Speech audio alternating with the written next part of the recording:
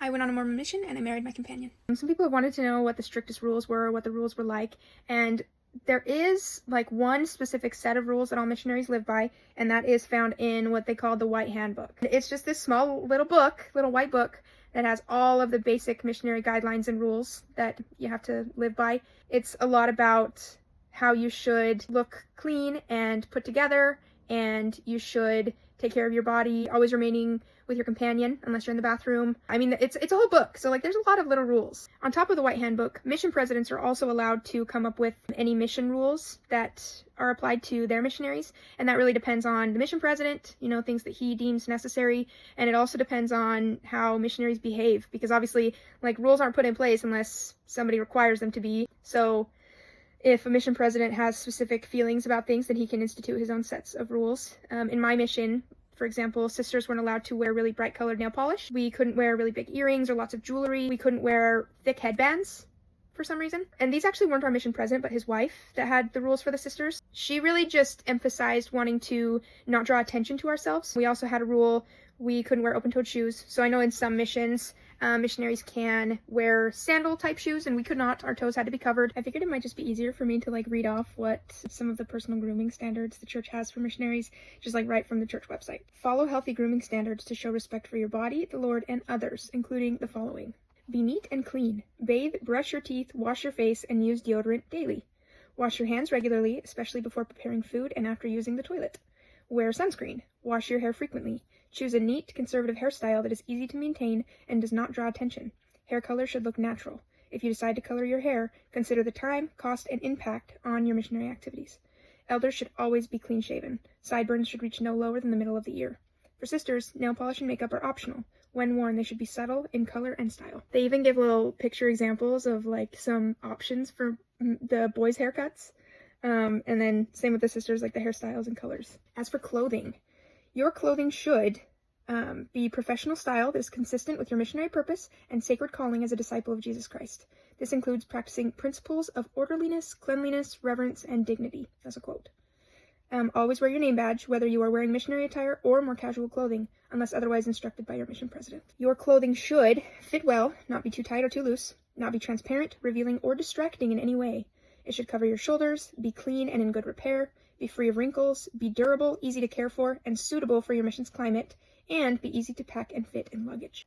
It then separates, and there are two separate pages for the elders and the sisters. This one's for the sisters. Clothing should consist of professional blouses and skirts, dresses, dress slacks, and sweaters and jackets. And they have pictures of those. For dress slacks, they should be conservative in color and may have small, simple, and subtle patterns such as pinstripes or checkers. Choose dress slacks that are professional and wrinkle resistant. For skirts and dresses, they should fully cover the entire knee, front and back, when you are standing or sitting. Slits should also start below the knee when standing or sitting. Wear a slip if needed. For safety purposes, skirts, dresses, and slacks should not reach the floor. That I feel like is new, because I definitely wore maxi dresses. Wear dresses or skirts when attending the temple and during Sunday worship services, leadership and zone conferences, baptismal services, and missionary training center devotionals. However, you may wear dress slacks to the meeting location and change into a dress or skirt before the meeting begins. Interesting. Choose blouses, tops, and sweaters that will match with a variety of skirts and slacks. The shoes, people have probably seen the weird shoes that missionaries go out with. I know mine were ugly, but comfort was the most important thing. Now sisters have gotten really creative with the types of shoes they wear, and they're way cuter than what I had. But it says that shoes should be comfortable, flat-soled, and boots or shoes with low heels are preferred. Shoes, including winter boots, should look professional and be appropriate for the climate and condition of your mission. In cold weather, you can wear coats, gloves, scarves, and hats as needed. These items should be simple and conservative, without words, pictures, or logos. However, small, non-distracting logos are acceptable. Outerwear should fit well, look professional, and be appropriate for the climate and condition of your mission.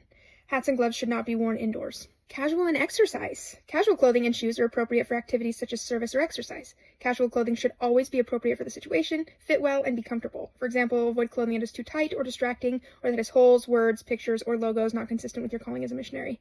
Mission leaders can help you apply these principles in a way that is culturally appropriate and maintains personal dignity and safety. On preparation day, P-Day, wear regular proselyting clothing in public unless more casual clothing is appropriate for specific activities such as service or exercise. Oh, the bags. So pretty much everyone will wear a messenger bag or, something of the like. Backpacks were at the time discouraged, I think, in most places. This says backpacks may be used for luggage, but not for daily missionary activities. So I guess that's still the case. To keep yourself safe and to be sensitive of others, choose bags that are typical of those carried by others in your area. consider waiting to purchase your proselyting bag in the mission field. Okay, accessories and jewelry. So this includes watches. They should be simple, professional, and conservative, so they don't distract from your message or draw attention, and you should only wear one pair of earrings.